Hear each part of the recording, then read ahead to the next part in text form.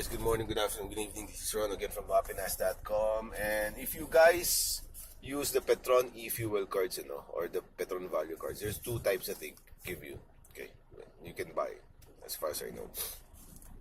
Yung nakaginitong card, okay, pag ganito lalagyan pag binigay sa'yo. Okay, and yung ganito. Okay, so yung mga ganito, if they give it to you, okay, and dito yung card niyan, okay, so may card number.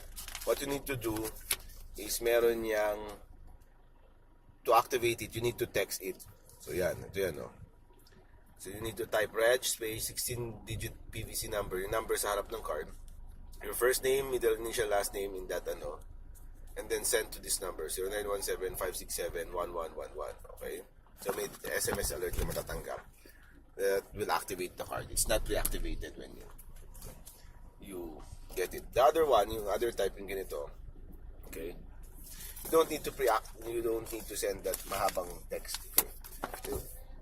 So when you get it, okay, what you need to do is check the balance first. Balik space 16-digit number, send to 2274 for Globe, and 0917-891-0000 for Smart and Talk and Text subscribers.